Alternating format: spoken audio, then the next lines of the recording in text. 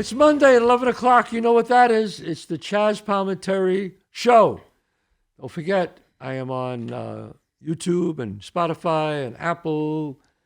So just, if you don't feel like watching me, you can listen to me in your car. And don't forget, if you're watching on YouTube, please hit the like button and press that subscribe button. I know a lot of you people want to hear. I've been getting a lot of requests for old school stuff, and I enjoy doing it, but I like to have a wide variety of people on my show because I do it because this is what I love to do. I don't do it to get 9 million followers. I do it because I love giving you comics and actors and dancers and old school, and it's just a lot of fun. Don't forget, if you want to see my show, go to ChazzPalminteri.net. The show that Robert De Niro saw, that's how the movie got made. I'm in Arkansas, Little Rock, Arkansas, University of Arkansas, March 1st. March 3rd, I'm in San Antonio, Texas. I'm at the Empire Theater in San Antonio. And April 1st, I'm in Atlantic City at the Ocean Casino, Atlantic City. The big room, the Ovation Room. And April 3rd, I am in Englewood, New Jersey, at the Bergen Pack Theater. And in June, I'm at the Richfield Playhouse at the Richfield Theater in Richfield, Connecticut. And don't forget my merchandise. You can get all the T-shirts. Now you can't leave. Unbelievable. I married the door test. Now one of the great ones. Just go to ChazzPalminteri.net. So I'm very excited. I have one of the hottest comics out today. He's like incredible. He's got a special out right now, and I'm going to ask him. And he's just hilarious. If you don't, when you see a special, you got to see him in person. He's really great. Paul Verzi. Verzi, yes. Paul Verzi. Paul Verzi, yeah. But everybody says everybody fucks it up because there's an I. There's an I. It messes me up. The I it gets everybody. Paul Verzi. Verzi, yes. Wow. I know it's pronounced like it would be an E, but it's an I. But it's an I. It's an I. It's an I. Italians, they're with these.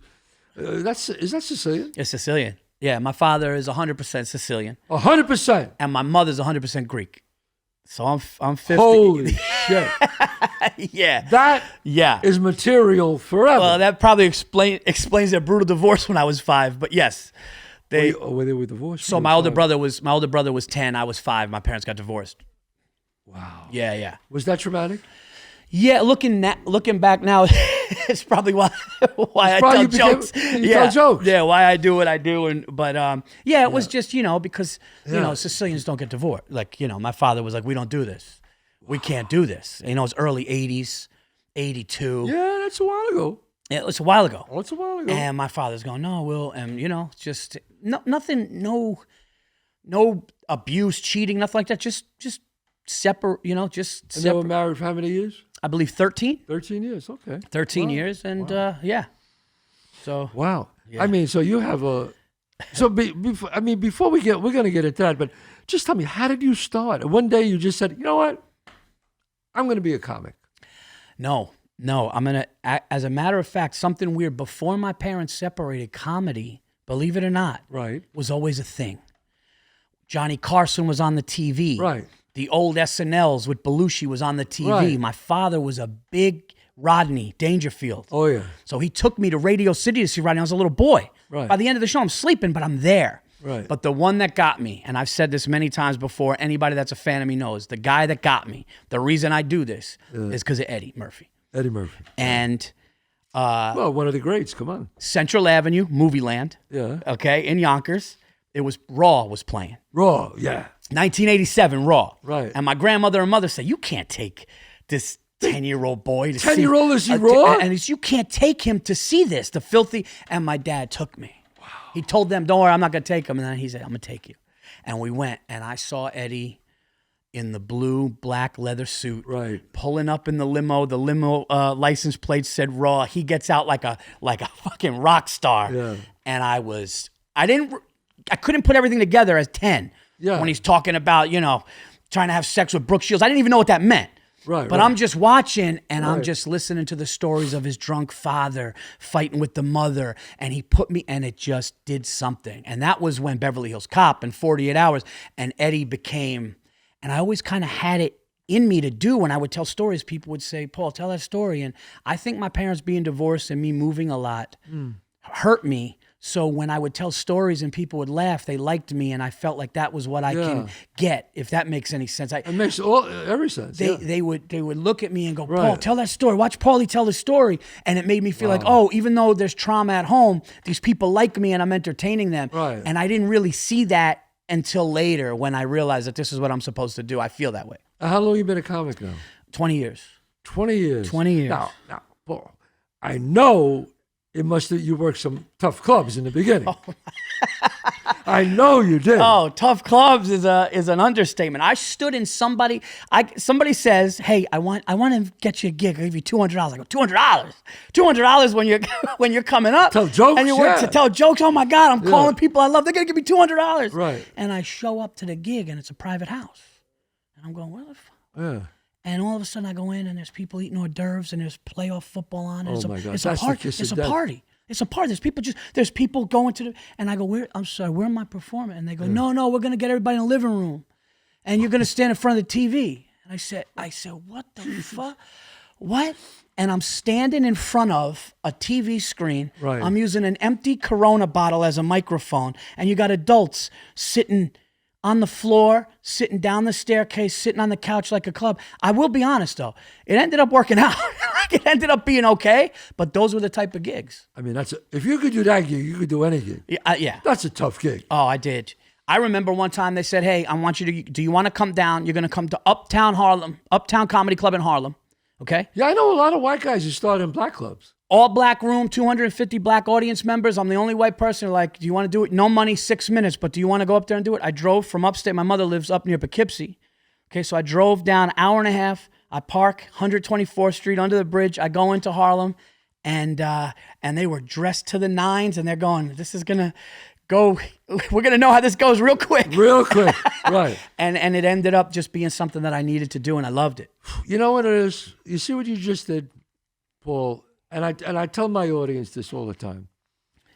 One of my number one rules, I talk about success and show up.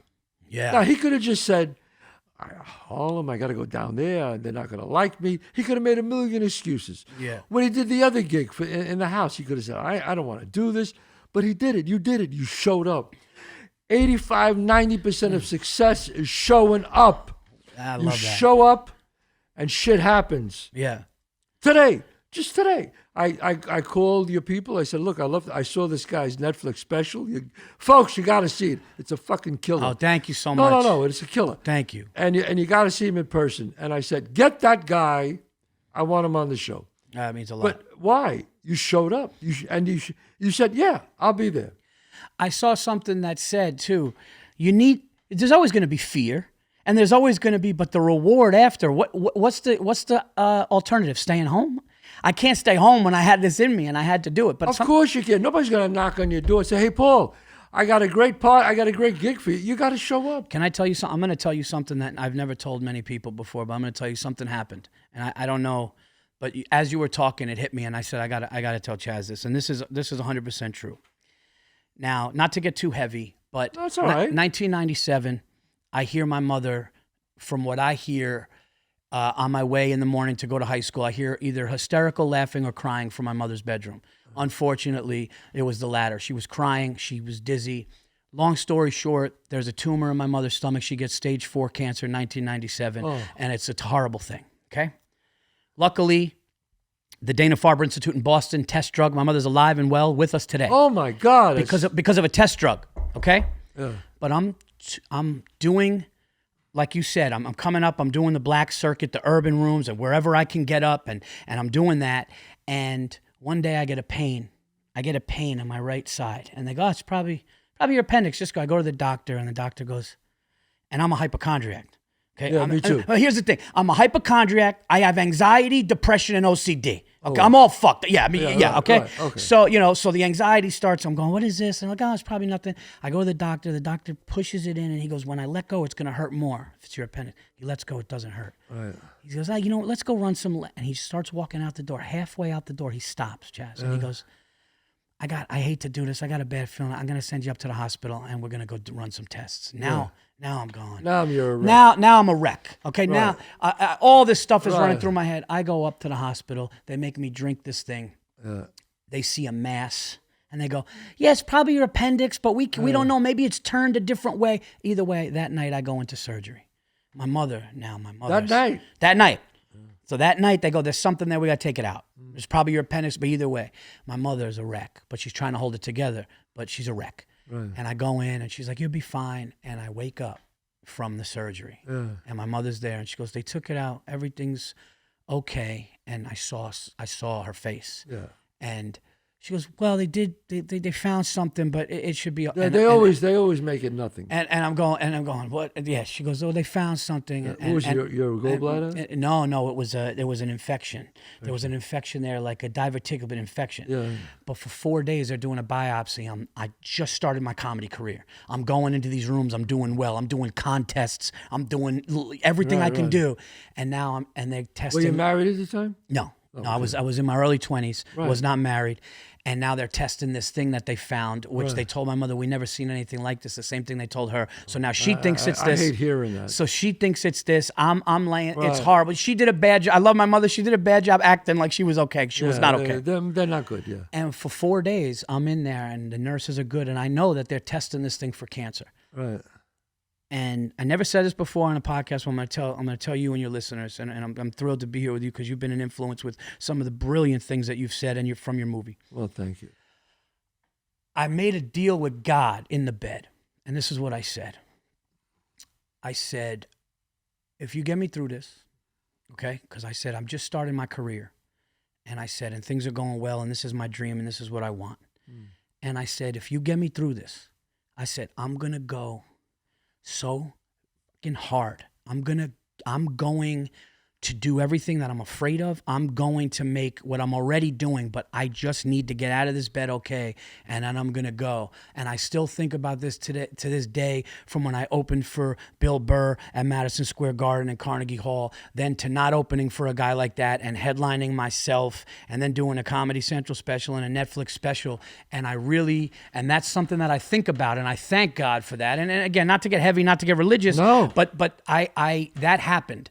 And for some reason, when you said that, it brought it out on this. I've never really talked about this, but that happened. And I look at that today. And that's why I look at life in a way of like, show up and do it. And so when you said that, it really made me think about that. And I think that's the deal that I made. So it's funny you said that. And I don't want to tell you my story, but people know.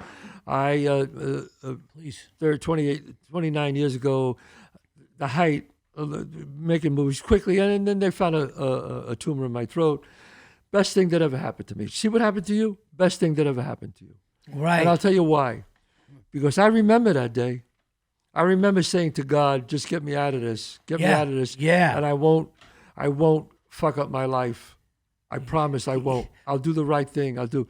But you know how we are. It's like that movie in the end. Burt Reynolds is swimming, and he goes, "God, just get me to the shore. I'm going to give you 80% of what I make." All of a sudden, he's close. He goes, "God, I'm giving you 50%." Then he's really close. He goes, "God, my agent gets 10. You're going to get 10%." You know how we are.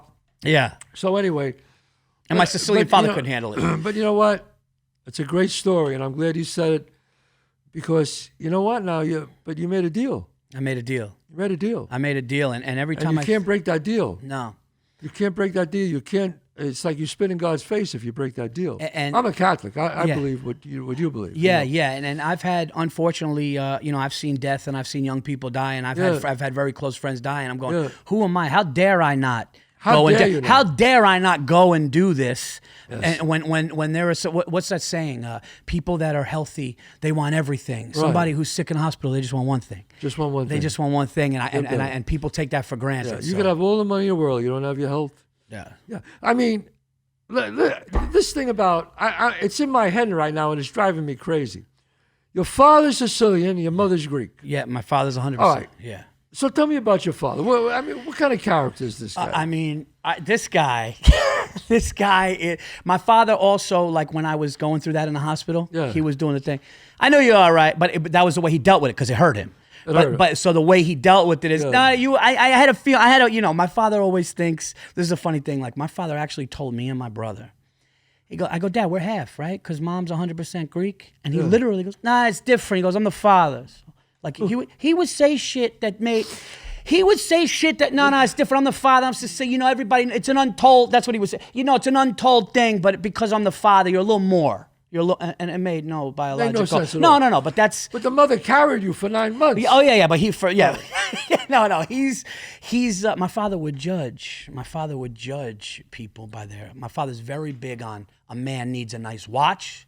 My father was like, he would sit down, but we're little kids. I mean, I'm a little kid. Need a nice watch. Go ahead. Because a man needs a nice watch, nice shoes, and a nice car.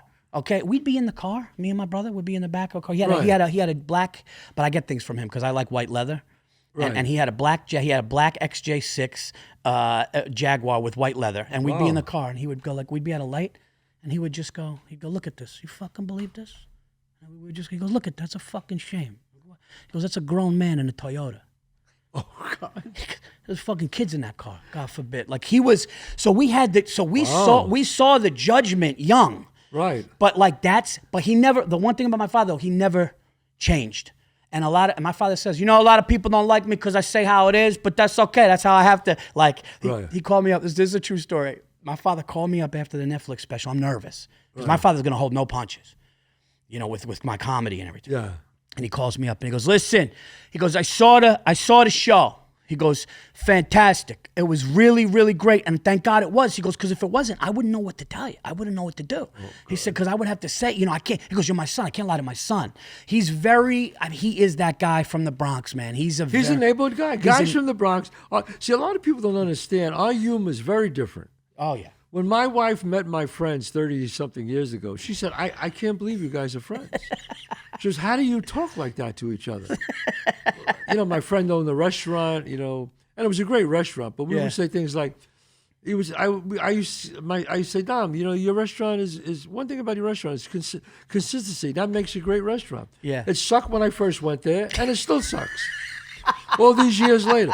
And she goes, how do you say that to people? Yeah, but it's it's ball breaking. It's ball breaking. It's fun.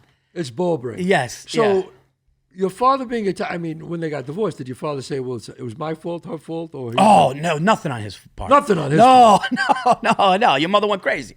That's what he said. Yeah, your mother went crazy. I don't know what to tell you. I'm sorry. That's what he said. Your mother went crazy. I don't know what to tell you. I'm sorry, But we bonded.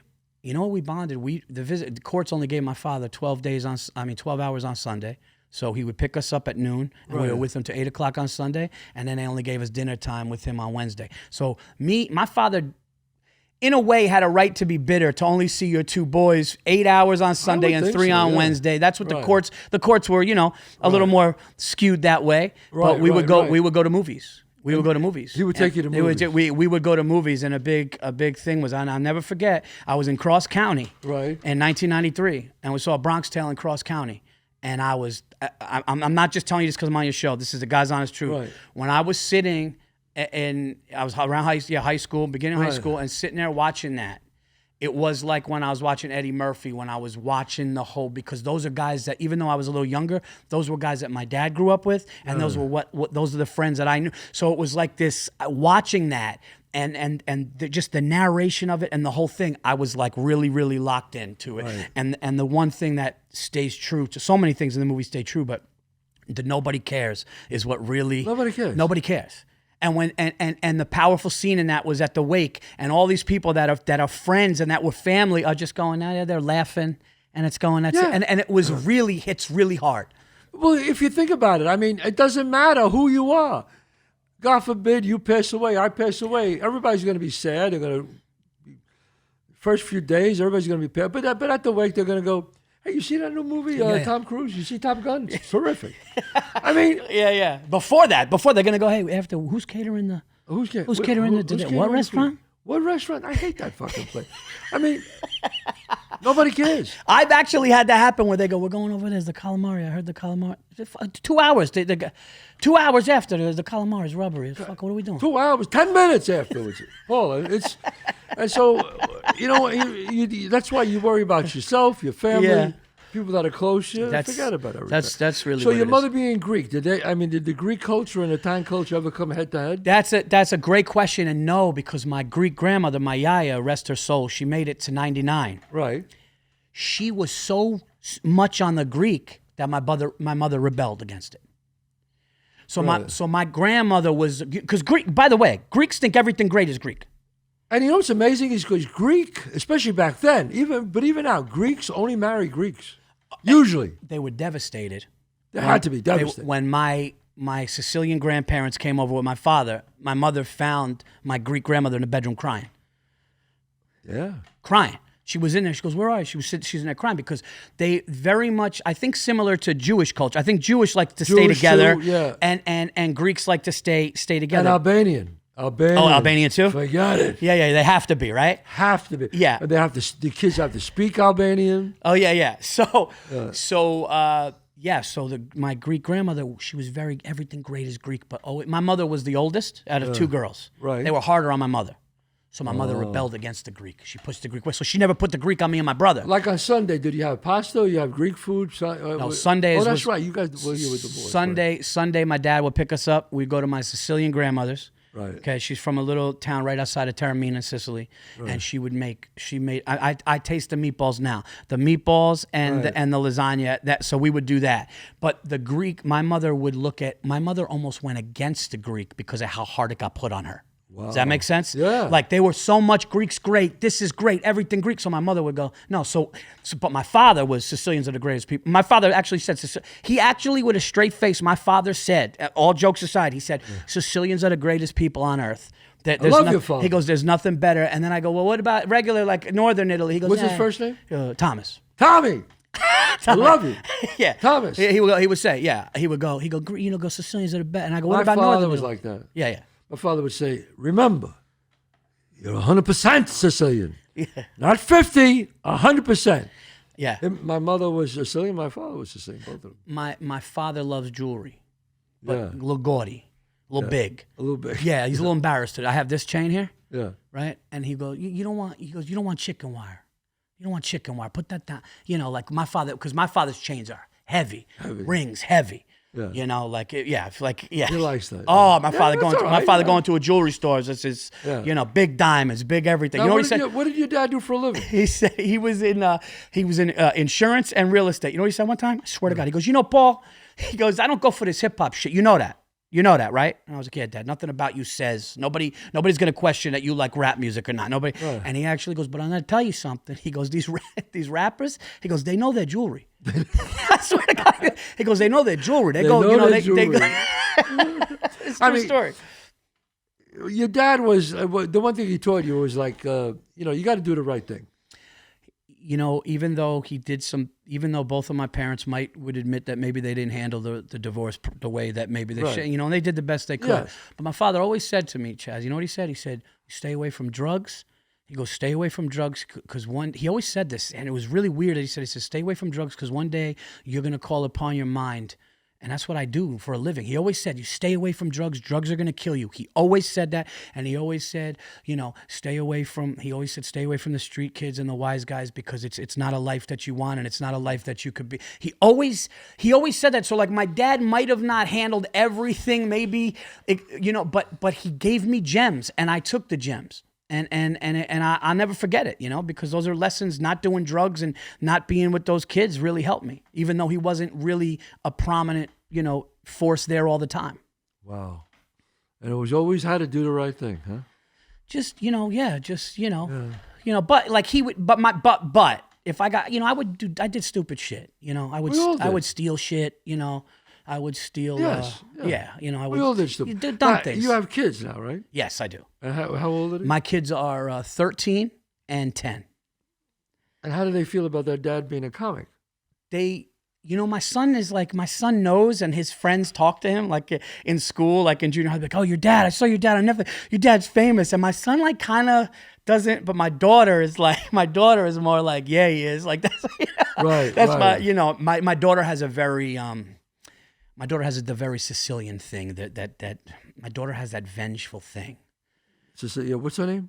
Sophia. Sophia, beautiful name. But she has that thing where she's like, if anybody ever hurt you, Daddy, she said to me, we were walking the dog, if anybody ever hurt you, I'll kill everybody in the family. And I mean, that's something that you say to her. She doesn't say to you.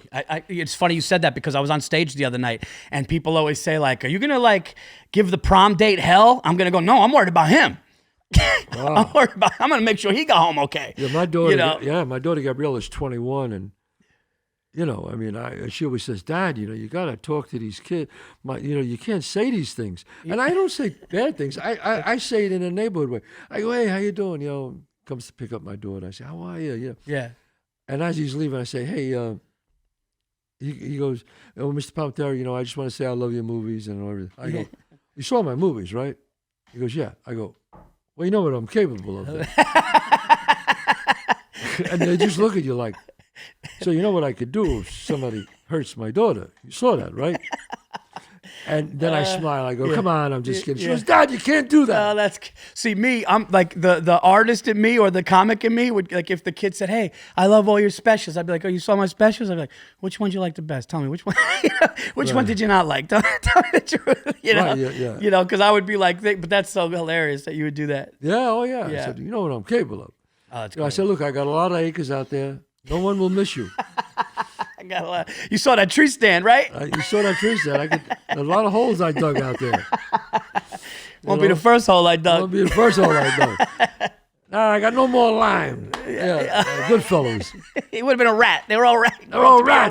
That was the best. That was the best, right? So let me ask you. Can I ask you a question? Yeah, go ahead. What out of all of the mob movies, gangster movies with these legendary Italian actors that you're not in, what is like your go-to? Well, that's a very good question. Obviously, The Godfather is one of my favorite old-time movies. One or two? Both. Okay. I like one and two. Yeah. And of course, Goodfellas, and Goodfellas is just great. Yeah. Angels with Dirty Faces. With, I don't know if you ever saw that. No, I know that. It reminds me of Home Alone. Angels with Dirty Faces with James Cagney. Right. That was it, right? Yeah. And On the Waterfront is my favorite movie of all time with Marlon Brando. Yeah, Marlon Brando. That I saw. I would say. But one of my favorite ones, and I'm really pissed, and why do I always bring this up, John? I always bring it up because I turned it down, and I'm still pissed about it. And I never get upset about movies I turn down. And the guy who did it was great in it, Michael Madsen, was Donnie Brasco. I love that movie, Donnie Brasco. Okay, yeah. I just love that movie. Yeah, yeah. And I know Al, and I wanted to work with Pacino, and I ended up working with him. But I just love that movie, and it was the part of Sonny Black. I got offered that movie, but I was directing something, and I couldn't do it. Okay. But it just pisses me off because I love that movie so much. I just think it's Al Pacino's one of his greatest performances. And I love that movie. But there's a lot of great mafia movies out there. Yeah, yeah. A lot of times on the list, my movie shows up, Bronx Tale, but yeah, of course, my movie's not a mafia movie. Really, it's actually a family movie. Yeah, yes, and I think like a Bronx Tale, it's not in the category of that like violence. No, it's not because there's like a lot. It's like almost like a life lesson movie. Yeah, I mean, Goodfellas is a great movie. That's yeah, Godfather. Those are. Those are fantastic. I could watch Godfather 1 and 2. Like I do. I watch Godfather 1 and 2 all the time. Yeah, it's so fantastic. And I love to, and then knowing Bob and knowing Al, and I love to ask them questions about it. Yeah, yeah. Sometimes and they get annoyed. They get annoyed. Not so much Al, but Bob. Bob goes, oh, come on, Al. But Bob's he's very modest, like shy. Shy, he doesn't like to, he's a modest guy. He's a brilliant actor, one of the top 5 ever, I would say. But he doesn't like to talk about certain things. Where I could ask him questions. Well, when you did that, what were you? Yeah, yeah. But it would be weird to talk to somebody that's very talented and have them be like, yeah, no, I was great in that. like that, you know, you can't. They don't. No, they never do that. They don't. No. Anybody who's really worth their stuff doesn't brag about that. I was actually talking to Tara, and I was telling, hilarious comic, and I was saying like we were Tara both Canastrassi. Yeah, is that how you say it? Because I don't want to say it wrong. Canastraci. Canastraci. How do you say it? I believe it's Canastraci. Tara Canastraci. Yeah, yes. and we were talking, and it was like the more I moved up in comedy, and she was saying the same thing, and as my career grew, the more almost like insecure and like harder I wanted to. It was a weird thing where it wouldn't be like, oh, I'm getting good. It was the opposite. It was like I gotta keep. It was a weird thing. Yeah, well, that's a very normal thing, Paul. Yeah. And I've been studying psychology. I mean, I've been in therapy for like 32 years, and if you ever see a special, it's on Netflix. Jonah Hill did it with Dr. Stutz. Oh, I saw half of that. I was watching that the other night. He's my shrink. Oh, okay. Stutz, and I've been seeing him for 30-something years. He's brilliant. But Stutz would always say that happens because the part X of the mind is telling you you're not worthy of all this. Yeah. So you have to fight against that. It's funny you said that because when I had, in 2016, I had a very horrible anxiety episode, depression. It was a really rough stretch. Right. And it was really, and I went to, and I spoke to all these different doctors, and the doctor said, like, there's something that you don't feel. There's like it was a weird thing, and it's pretty amazing what the brain could do. Yeah, but that's a beautiful thing, what you just said, and I'll tell you why. Because the deal is, and Stutz would tell you, the deal is that part of you is the genius behind your comedy, you see. So that part of you, wow, that's the shadow part of you. So he would say to you, once you become friends with that, it can't hurt you no more. Wow, yeah. You see what I'm saying? You embrace it, yeah. So the next time you feel anxiety and embrace, say, oh, this is a good thing. I love you.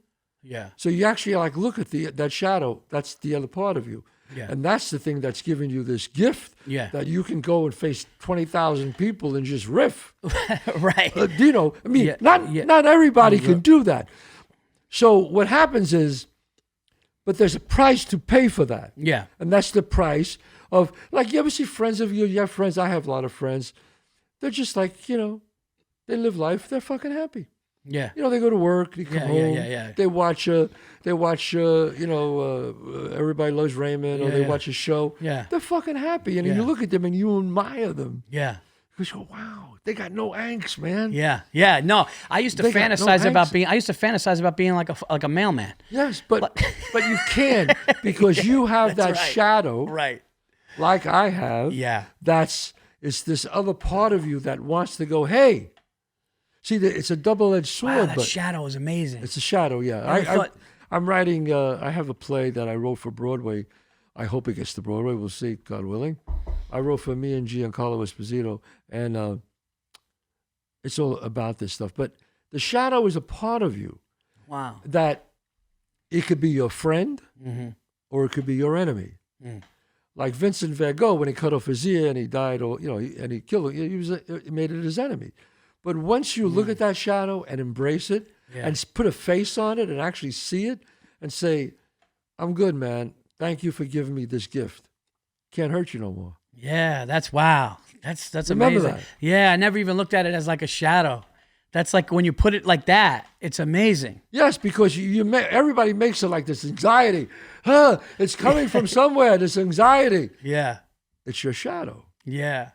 It's another part of you. There's a great book that Phil wrote, Dr. Phil Stutz, called The 5 Tools. Mm-hmm. Pick it up, it's great. Yeah, okay. No, tools. But especially, and he talks about this one comic. It's really great. But once you make the shadow your friend, he can't hurt you no more. Yeah, and it's amazing how you can build things in your head. Like I just started to get into your world a little bit with acting. Yeah. Okay. I started to get into some parts, some roles of shows, and a couple small movie parts, and I'm really love it. But the anxiety I had about acting was because of a class that was with a teacher that. So when I did stand up at the beginning, somebody says, "Hey, there's a sitcom acting class. Why don't you try this sitcom acting class?" Okay. I mean, that could be death or it could be good. And I go, no, it's funny you said it. So I go to this there's a couple comedians in there. I never went to class for stand up. But he Right. goes, but there's a sitcom acting class. You never know, you could get a sitcom. And I go to this class, and this woman was. The way it was, I didn't like how it made me feel about acting. Well, that's when you got to leave. And then I would get so anxious. I could go into, if you said to me, hey, you got to go run into that room, there's 2,000 people, you got to go tell jokes, I would do that with 5 minutes to get prepared. Or the thought of going in and reading a monologue in front of these actors and the way she would do things and say things and made me feel. Yeah. So I would always afraid. And then when I went on set and I actually really did it, like something that wasn't some, I loved it. Right. And it almost took me away from like acting because the anxiety I got. I'm going, is this scary? Yeah. The thing that I talk about this in my, I do a master class 3 times a year. It sells. I mean, it's like crazy. I do it at the one-on-one studios in Manhattan. I mean, I'm a member of the Actors Studio and I moderate there at the Actors Studio in the city. Oh, wow. And with Lyle Kessler is the director, and every once in a while he'll call me to moderate when I moderate scenes and things. But I do this acting class, and briefly I'll just tell you that what I do is I always tell people, forget everything you learned about acting, all these teachers you study with. I'm not saying don't think about it, but when you go into an audition, I teach how to audition. You walk in, there's only 3 things you got to do. You got to relax. Yeah. Know your lines fairly well. Listen to the other actor. That's all you got to do. That's all you got to do. So I can't believe you just said that because I didn't realize how important. Because everything in life is listening, and nobody listens because everybody wants to. Everybody wants to talk. Right. I've done podcasts with comedians, my peers, and I'm telling a great story, and I could see that they're not listening. They're not listening.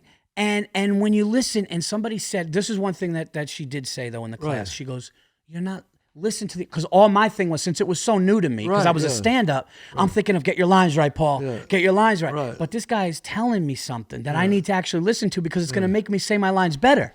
Yes. And when I actually listened, obviously it was towards the end of the whole class and everything, but I started to understand. People don't listen. Here's what acting is. Okay, ready? Yeah. I'll give you a lesson right now. Okay. Very simple. Okay. You feel relaxed now, right? Yeah, very. You feel very relaxed. Yes. Okay. If I'm going to ask you a question, I'm going to say, hey, you're wearing a Yankee hat. Are you a Yankee fan? Oh, big time. I love the Yankees. Really? How long have you been in with the Yankees? I love the Yankees since I was 12 years old. Oh, wow. And I'm going to ask you another question. Now we're going to act it. I want you to say this pretty much the same dialogue. Okay. Feel the same way. Okay. Hey, I just saw your hat. Are you a Yankee fan? Oh, big time Yankee fan. I love the Yanks. You've been a Yankee fan a long time? Since I was 12 years old. See how easy that is? Yes. Yeah. You see how easy that is? You remembered the dialogue. Yeah. I made it right away, the same dialogue, so you can remember it. That's what acting is. Wow. And that felt like because I'm talking. Yeah. I'm talking to you. Wow. This is why I teach this class on how to audition. If you're not relaxed when you go to an audition, you cannot do a good job. Yep. Because you're thinking about, oh shit, they're going to judge me. They're Right. going to judge me. Yeah. Once you think about them, you're dead. Yep. You just have to go in there, be relaxed. See the feeling you have now of relaxation? Yeah. You have to study that feeling and know when you go into an audition, if you don't feel like this, look, are you going to be a little nervous? Yes. But you have to, that's when the shadow goes, we're good, man. I know my lines. I'm going to listen to the other actor, and I'm going to do it. But don't you think, and I agree with that, but don't you think that has a lot to do with like the director and people you're working with? Yes, but sometimes you don't have a good director. Sometimes you don't have a good teacher. Sometimes you don't have a good person you're reading with. Right. When it comes to an audition, you have to save your own ass to depend on yourself. Wow. Yeah. Yeah. See, I'm not good with people that are. So I'll tell you real quick. I did a scene in a show that's coming out. Yeah. And we're in a rehab, and I'm sitting in a circle in a rehab, and my problem was gambling. Right. The guy next to me was coke. The guy over here, and there's some actors that are pretty. There's some Golden Globe win. There's some people there, and I'm a stand-up. I got a Netflix special out, and I'm feeling like, all right, these guys, this is acting. Right. But somebody came up to me that was a part of the thing and goes, hey, the producer and director, they love you. They're big fans. They're so happy you're here. And for some reason, not that I need that, but in this moment, I kind of needed it. Yes. And they go, and I'm going, oh, wait a minute. The director and producer want me here? Oh. So now all of a sudden, that Golden Globe win, I'm going, they want me. And it did, what you just said was perfect. I relaxed. Because if I didn't relax, I'm going, oh, shit. Like, hey, the director wants you to really nail that. Don't fuck this up. Or something like that. But see, you know what it did? It relaxed you and it gave you confidence. Yeah. Life, acting especially, it's all confidence. Yeah. All confidence, man. Yeah. I get on in a scene, the very beginning, my first big movie, my second big movie, I'm with Robert De Niro. I wasn't nervous. I felt like I belonged there. That's insane. You understand? Yeah, that's I had amazing. the confidence to feel like I am in a position where I am. I know Bob is the greatest actor of all time, but I felt confident. And believe me, Bob wanted me in the movie. Bob knew that I had to be in the movie, but he wouldn't have made the movie if he didn't think I was good. Right. It's just that simple. Yeah. But acting is just relaxation. Confidence is everything. My son is a really good basketball player, and there was one coach that was taking his confidence. Yeah. And I think because my parents separated, Yeah. I'm a little overprotective of my Yes. kids. Anytime I see my kids uncomfortable, Yeah. I wanted to go up to this coach and go, the things I wanted to say were unrealistic and crazy. Yeah, but it's not going to do anything. It's not going to do anything. And, Right. and then once he started to get confidence, it changed everything. And you know what? As much as that you hated that coach, it's okay he did that. Because you know what? What's his name, Lucas? Yeah, Lucas. Lucas? Yeah, Sometimes you're going to meet people like that, Lucas. that's life. And that's life. Yeah. And you're going to have to learn how to deal with them. And Daddy's not going to be there. I know. And it's okay. Yeah. But sometimes those people are wrong, Lucas. So fuck him. Yeah. And get out there and play ball. Yeah. And you know what? What's happening today, Paul, Yeah. we're raising these kids today that everybody gets a trophy. Yeah, everybody. Everybody, there's no first, second, third place. We're playing baseball with no strikes and balls. Yeah. You know what? Not everybody's the best. No. Not everybody's great. Yeah. And it's okay. You will find your niche. That kid's supposed to suck because we need an engineer. Right. Right? Right. Yeah, that kid, we need an engineer. We need an architect. This kid's not going pro. This girl, who goes pro? Nobody goes pro. Yeah. Who the fuck goes pro? How many people have you played with? How many pros do you know? I love the parents that go, listen, we're thinking about putting, Anthony in some private academy to play. It's like, he sucks.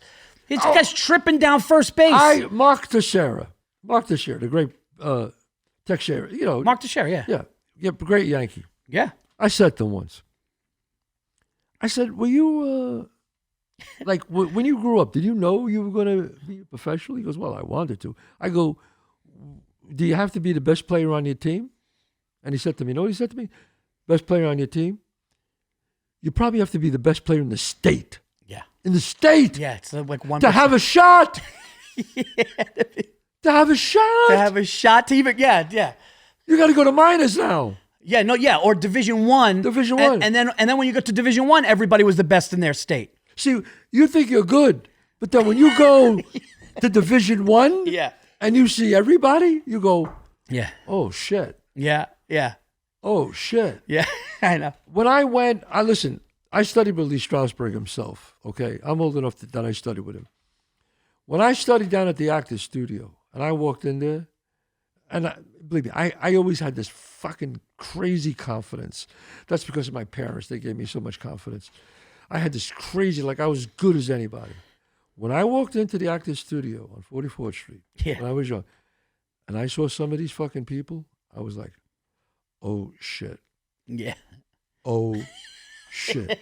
I was rocked. Yeah. I stood up and I was like, okay, I did my thing.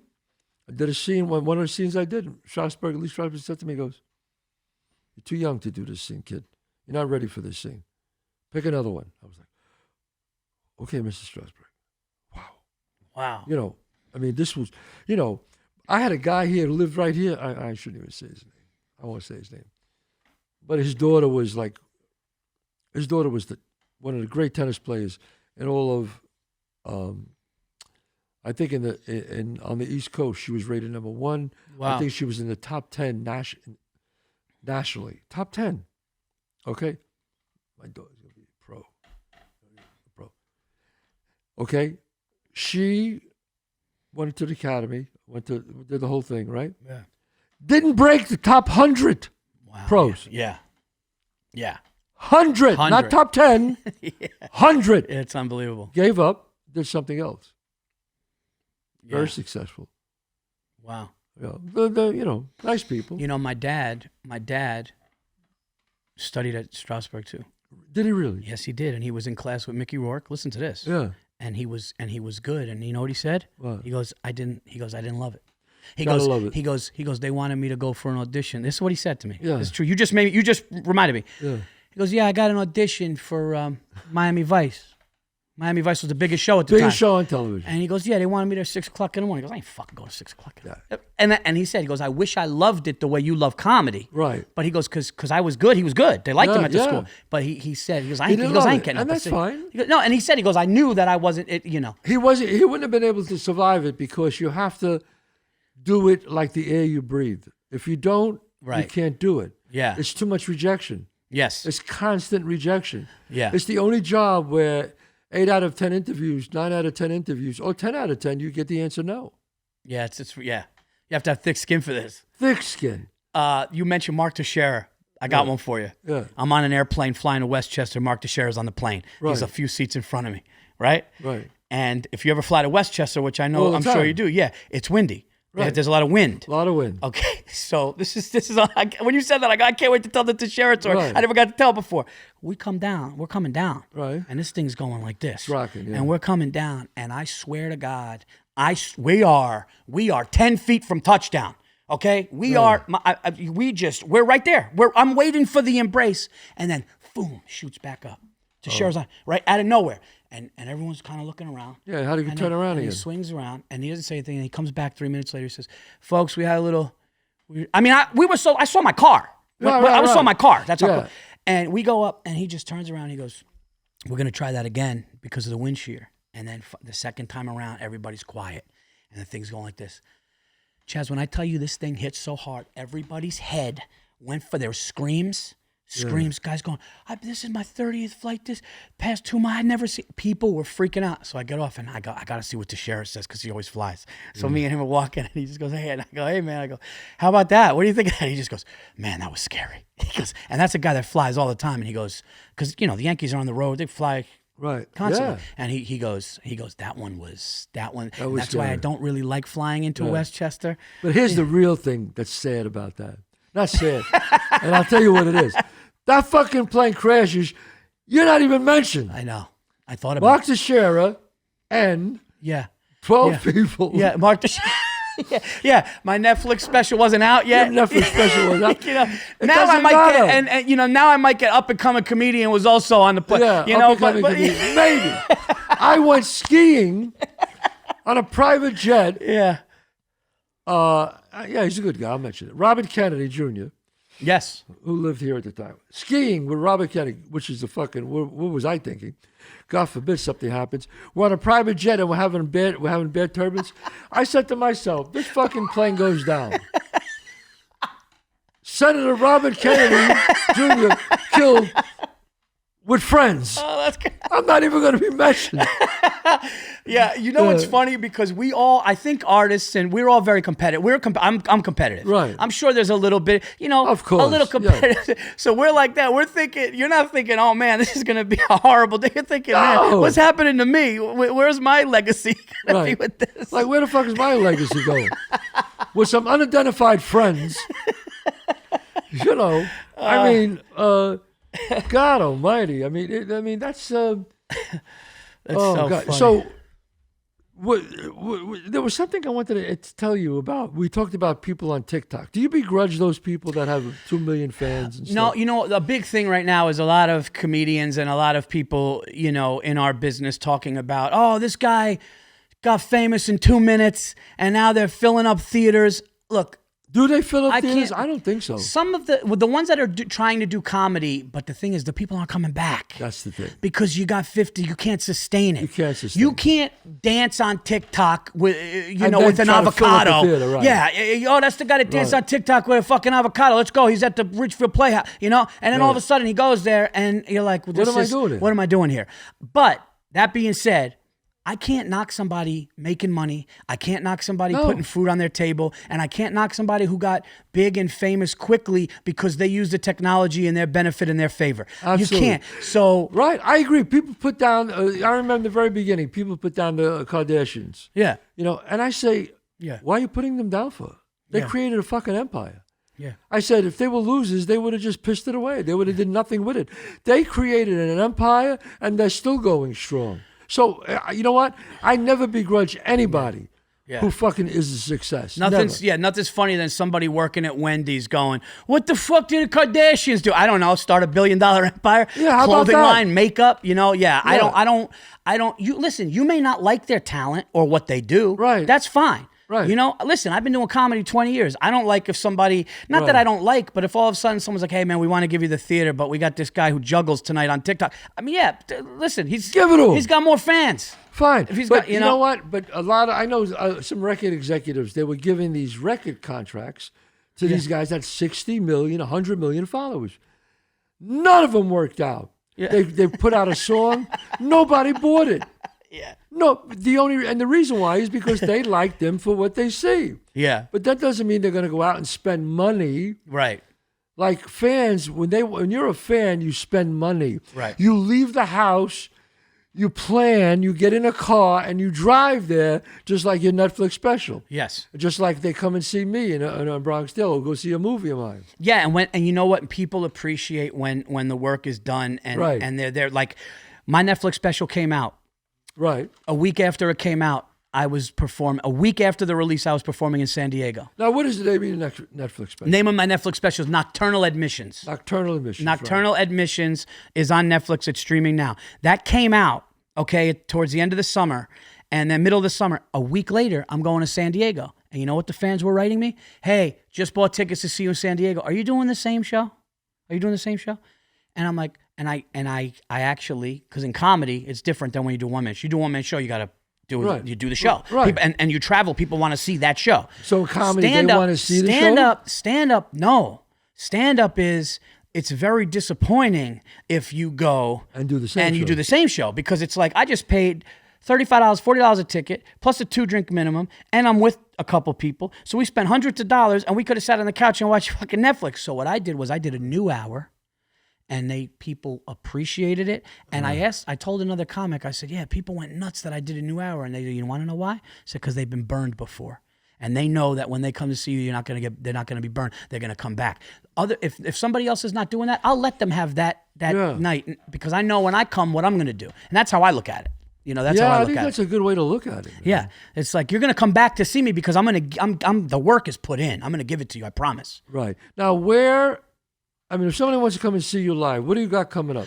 So if you are in, I don't know when this will be out. This will be out Monday. Okay, so I'm back from Toronto. I will be at Gotham Comedy Club. I'm headlining New York City for the first time since the pandemic and the special. Gotham Comedy Club, February 2nd and 3rd. I'm doing 3 shows. Tickets are going, so come and see me in New York. Where is the Gotham Comedy Club? Gotham Comedy Club is on West 26th Street. It's a great location, great room. And then February 14th, Right. Valentine's Day. Bring your date. I'll be at the Pittsburgh Improv. Can't wait to go there. I'm going to be in Chicago at Zany's March 2nd through 4th. And I have a ton of dates coming up. We just added Charlotte, Raleigh. We have Salt Lake City. We have Denver. We have Austin, Texas. What about your website? Can they go to a website? Yeah, so if you go to paulverzi.com, all of the cities and all of the show available tickets for all those shows are available, paulverzi.com. I do 2 podcasts, one called The Verzi Effect, one I co-host with Bill Burr called Anything Better. Burr. You could check that out. Yeah. Bill Burr, to me, is insane. I've said it before, Yeah. and I'll say it again. He is the Richard Pryor of this generation. People say to Chazz, that's give too much. Some people have said that to me. I said, listen to me. Yeah. Nobody breaks ground like this guy does. Nobody can say the things he does and still get away with it. Nobody. My dearest friend, my mentor, the best. We have a great time. We're picking football games now. We're having a great time with that. The Verzi Effect is in studio now in New York, so we do like a TV show like this. You could check that out, and please keep checking out the Netflix special, Nocturnal Admissions. It was trending globally, and I'm very, very humbled about that. And I got to tell you something, man. What? I got to tell you something. To be honest with you, to be on this show, to be with you, to remember when I watched that movie and all the things you've done. By the way, thanks. Usual Suspects was, I could sit here with you. In this room. Right. If I wish it was snowing, because I'm not leaving. I'll put my feet up. I'll watch Godfather. No, but I really appreciate being on. It's an absolute honor. It was my pleasure. I saw your special. I loved it. That means a ton. You're a real talent. Oh, thank you. And folks, if you got to see this guy in person, he's really funny. And even more than that, he's funny. He's really a great guy. All right? So God bless you. Thank you for tuning in tonight. What did I say tonight? Thank you for tuning in today. And don't forget, every Monday at 11 o'clock, come in. We'll have some laughs. Subscribe that thing. Hit the like button. God bless you. See you next week.